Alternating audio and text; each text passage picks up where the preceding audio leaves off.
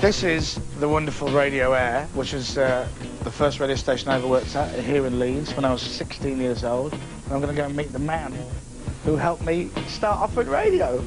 Although when I was here, it didn't have a helicopter, which it seems to have now. Crikey, can't believe it's Saturday morning again. This is Magic 828. I'm Carl Kingston. Hello, I'm here to see Mr. Carl Kingston, please. Probably the most important thing I'm going to do in the next 30 seconds is make a nice cup of Earl Grey tea. Hello, how are you? Superman there. When I met Chris, he was very, very shy. As a 12-year-old, 13-year-old, he was very, very quiet. Nothing like he is now. God, this has changed a lot since I was last here when I was a kid. And this corridor smells, by the way.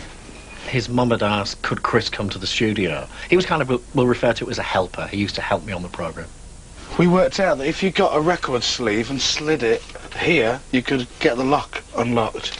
But we don't need to, because nothing's locked these days. They'll not get nicked. Right, where is he? You're not still on the air, are you? I'm still on the air. I'm not retired yet. How are you? Good to see you. And you? I thought you'd come to get a few CDs out of me or something like that. I Do you remember these? I think most of them when I left. I'd always wanted to work in radio, but I always wanted to work here because I'm Leeds lad, and this is the station for Leeds. The thing is, you made it seem so cool working in radio because you had a car with your name down the side. I got them all stolen though. you would. You would here. When I was on the air here, Chris would have sat exactly in front of me here. He would have been staring at me with a pair of headphones on, I suppose really hanging on my every word. I used to answer your phone. You used to answer Carl's phones in there. All girls. Yeah. And you'd shout on the talkback. There's a really old-fashioned talkback thing with an old microphone like that. Oh, I remember that. Have you got me a winner? I always wanted to get a job here, and I worked here, to answer the phones and made tea for free.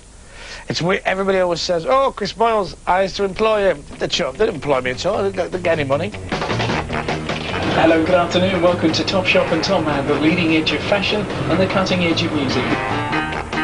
Top Shop was, you know, everyone has somewhere to start, and that was, I suppose, my first paid job. In Top Shop Leeds, and the DJ box used to be above here. Just like the ladies.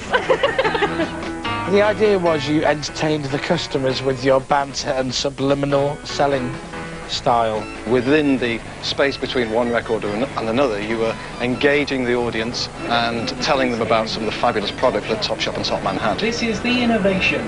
This is the cutting edge.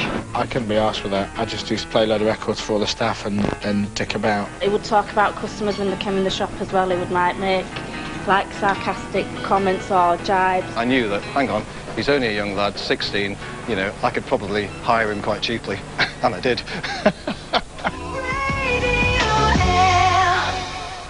This is where I did my first show. Yeah. You did your show through there. We've got a clip of your show. No, you haven't. We have. I don't want to hear it. Do you know? Are you sure? Yeah. Shall I play it? That'd be rubbish.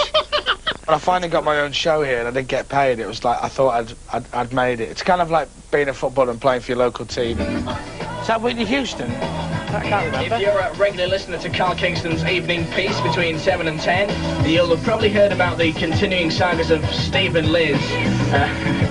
Carl usually updates you every other night. That's my fake laugh. Even though this is where I started, and I've got a lot of affection for this radio station, and this studio, and the building, it's still competition.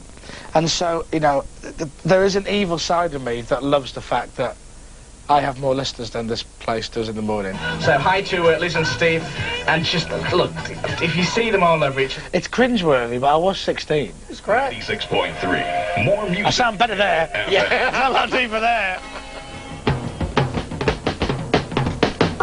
Magic Listener Club birthdays. That's all their listeners, by the way. Do you know what it's like? It's kind of like being brought up in a rough council estate and you've come back to have a little look. And it's nice to see everything again, but you want to go because you're worried about the wheels on the car. See, I think this is now networked, right, from somewhere else. This is a radio studio. This is a radio station in this room, but there's no one here because it's networked. And I think they were discovered at their house. if I do that, it takes it off the air. Multiple. That's power, isn't it?